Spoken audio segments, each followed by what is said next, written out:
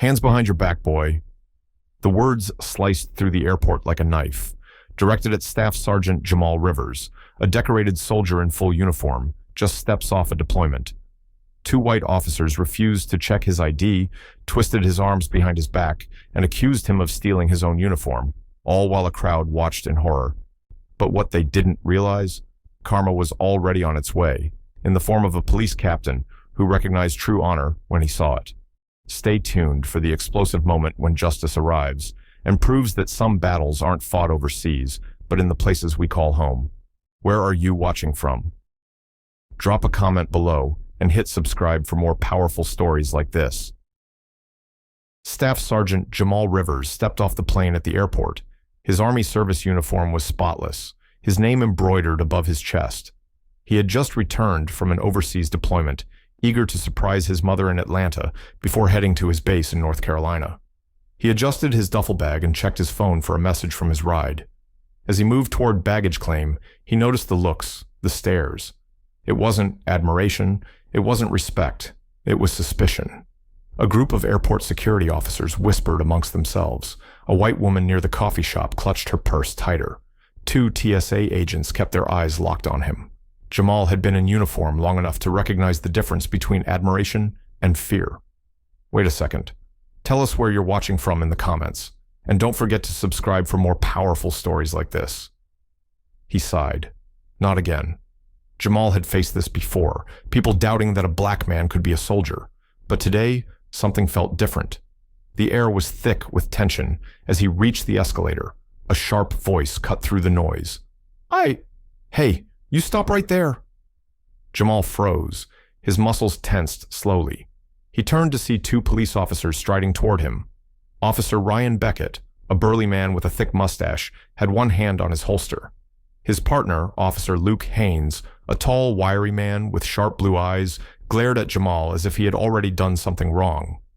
Jamal kept his hands visible. He had learned years ago that moving too quickly could cost him his life. Is there a problem, officer? He asked, his voice calm but firm. Beckett scoffed. Yeah, there is.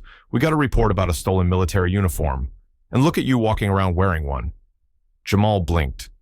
Excuse me, don't play dumb. Haynes sneered. Where'd you get that uniform? Jamal squared, his shoulders. I earned it. Beckett snorted. Really? You expect us to believe that he gestured to Jamal's duffel bag? Open it. A small crowd had started forming. Travelers slowed their steps, whispering amongst themselves. A woman pulled out her phone and started recording. Jamal took a deep breath. I don't have to show you anything unless you have probable cause. You have no reason to search my property. Haynes stepped closer, his jaw tight. Listen here, boy. You do what we say, or we'll make you do it. The word boy cut deep. Jamal clenched his fists, but kept his composure. I'm not a boy. I'm a staff sergeant in the United States Army, and you have no right to harass me. Beckett smirked. That's funny, because we got a report of a black male impersonating military personnel, and you matched the description Jamal's. Blood boiled. You think I stole my own uniform? Haynes grabbed Jamal's arm. I don't think I know now. Hands behind your back. The crowd gasped. A little black boy holding his mother's hand watched with wide, frightened eyes.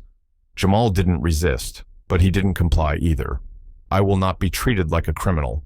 I fought for this country. I deserve respect. Beckett yanked the duffel bag off his shoulder and dumped it onto the floor. His military documents neatly folded. Dress blues and personal belongings spilled out. See, what did I tell you? Beckett announced, fake Hayne, smirked. Looks like we got ourselves a liar. Jamal's jaw tightened. Call my commanding officer. He'll clear this up in seconds. Beckett shoved Jamal against the wall. Oh, you ain't getting no favors. Today. Haynes reached for his radio.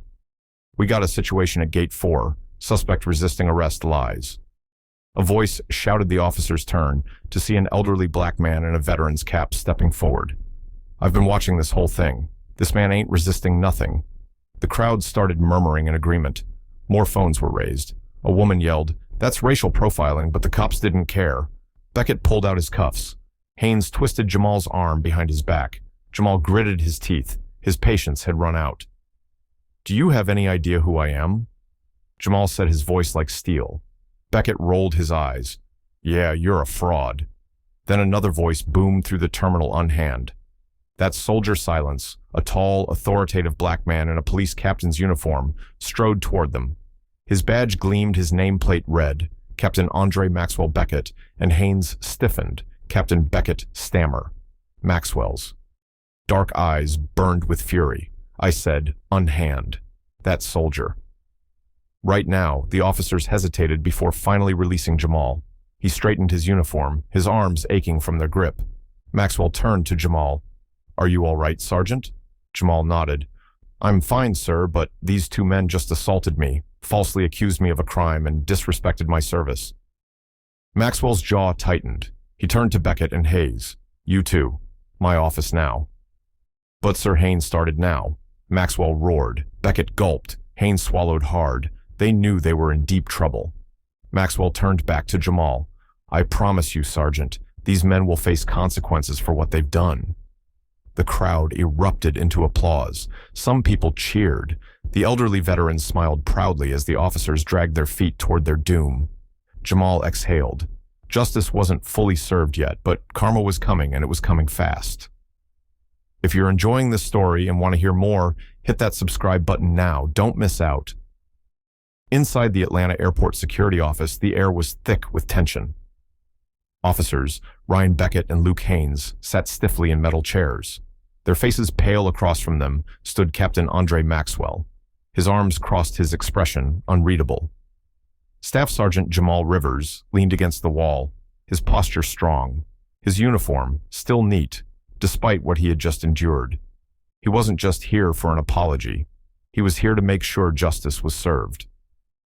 The door swung open, and a short, stocky white man in a navy blue suit walked in, his badge. Red Chief Walter Granger. He glanced at Jamal, then at the two officers. Tell me what happened. Granger said, his voice low and cold. Before Beckett could open his mouth, Maxwell spoke first. These two officers falsely accused an active duty soldier of theft, assaulted him in public, and attempted to arrest him with no evidence. Granger's gaze hardened. Is that true? Beckett swallowed. Sir, we were just doing our job. We received a report about a stolen military uniform, and this man matched the description. Really, Granger's tone was deadly calm. Because I reviewed the airport footage on my way here, and from what I saw, the only thing Staff Sergeant Rivers was guilty of was walking through this airport, while Black Beckett and Haynes's face drained of color. Granger continued. Not only did you humiliate a decorated soldier, but you also lied on your report calling him resistant when he clearly wasn't. That's falsifying an official statement. Haynes shot up in his seat. We didn't mean sit down. Granger's voice was a whip. Haynes sat. Maxwell folded his arms. You didn't even check his military ID before manhandling him. You assumed he was a fraud just because he's a black man in uniform. Granger sighed and turned to Jamal's staff. Sergeant Rivers, I'd like to personally apologize on behalf of this department. You were treated unfairly, and I promise you, this will not go unpunished. Jamal met his gaze. Apologies. Don't fix what happened. These men need to face real consequences. Granger nodded. Oh, they will. He turned back to the officers. Effective immediately. Both of you are suspended without pay, pending an internal investigation. If found guilty of discrimination and abuse of power, you'll be fired and stripped of your badges. Beckett shot up again. Sir, you can't be serious. Granger's voice was sharp as a blade. You think I'm joking? He threw a thick file onto the desk. You two have multiple complaints against you. Racial profiling, excessive force misconduct, and now you've gone and harassed an American hero. You're lucky we're not pressing charges. Haynes's hands balled into fists. This is unfair. Maxwell stepped forward. You think unfair is being accused of stealing your own uniform. You think unfair is being shoved against a wall in front of a crowd treated like a criminal. When you've done nothing wrong, his eyes darkened. You don't know unfair, but you're about to. The room was silent. Beckett slumped in his seat, his head dropping into his hands. Haynes gritted his teeth, his whole body trembling with anger. Granger nodded toward the door. Get out of my sight, both of you with nothing left to say. Beckett and Haynes dragged themselves toward the exit, But just as they reached the door, Jamal spoke. "Hey, officers." They turned bitterness in their eyes. Jamal took one slow step forward, his voice steady. Next time you see a black man in uniform, show some damn respect. We fight for this country, too." The door slammed shut behind them. Maxwell let out a slow breath. Granger rubbed his temples. "Rivers," Granger said, "if you ever need anything, don't hesitate to reach out." Jamal nodded. "I appreciate that, sir, but what I really need is for this to stop happening to people who look like me." Maxwell stepped forward, placing a firm hand on Jamal's shoulder. "We've got a long way to go, but today we took a step in the right direction." Jamal exhaled. He knew this wasn't the end of racism, discrimination, or injustice, but today at least, the right side won. As he grabbed his duffel bag and left the office, the weight on his chest felt just a little lighter, because for once, karma came right on time. They tried to strip him of his dignity. They tried to twist his story like so many before him, but what they didn't count on was truth, was justice, was the crowd that refused to look away. Today, one soldier stood his ground, and the system for once stood with him. Staff Sergeant Jamal Rivers' story is more than a confrontation. It's a reckoning.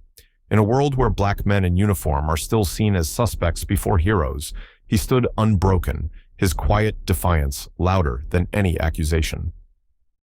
While others might have raged, Jamal let his service speak for itself, exposing a truth far uglier than stolen valor, the bias that dares to question a soldier's honor based on skin alone. But in that airport, something shifted, not just for Jamal, but for every witness who refused to look away. His courage didn't just bring two officers to justice.